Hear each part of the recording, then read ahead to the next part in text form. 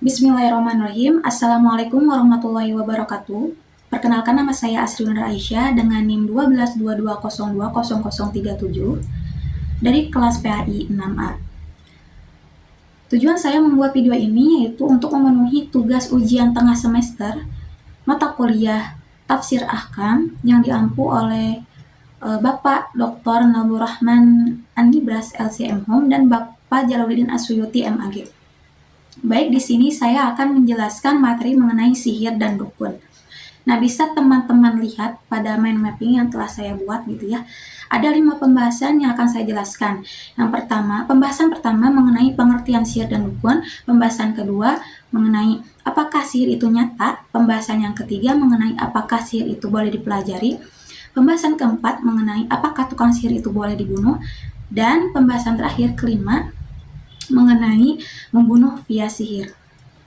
Kita masuk saja pada penjelasan pertama ya, mengenai pengertian sihir dan dukun.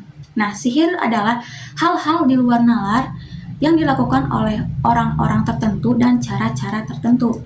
Sedangkan dukun adalah seseorang yang dipercayai memiliki kekuatan supranatural gitu ya. Kalau dianalogikan secara sederhana, sihir itu bagikan senjata, sedangkan dukun itu adalah orang yang menggunakan senjatanya gitu ya. Itu mengenai pembahasan yang pertama. Kita lanjut pada pembahasan yang kedua, yaitu apakah sihir itu nyata gitu ya. Nah, dalam kitab Ruwaiyul Bayan, secara garis besar dijelaskan ada 2 pendapat. Pendapat pertama yaitu mayoritas ulama berpendapat bahwa sihir itu ada gitu ya, nyata dan berpengaruh. Sedangkan aliran Mu'tazilah berpendapat bahwa sihir itu imajinasi atau hanya hayalan semata gitu ya. Itu mengenai pembahasan yang kedua. Kita lanjut pada pembahasan yang ketiga, apakah sihir itu boleh dipelajari?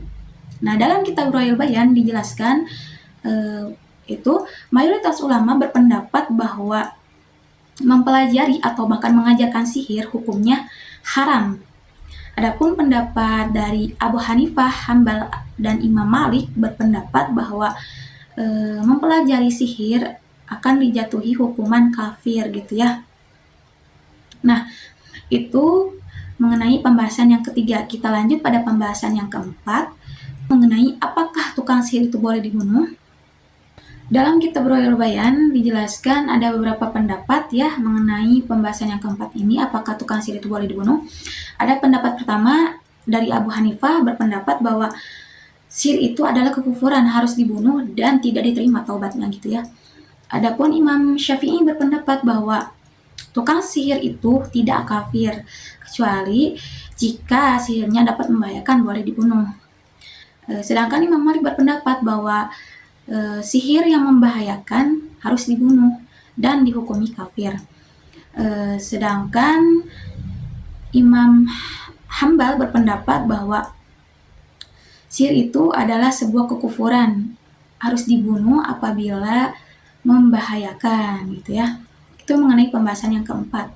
Kita lanjut pada pembahasan yang terakhir, membunuh melalui sihir, membunuh via sihir. Nah, membunuh melalui sihir adalah pembunuhan tersembunyi yang sangat membahayakan. Cara ini tidak menggunakan senjata fisik gitu ya, akan tetapi menggunakan kekuatan gaib.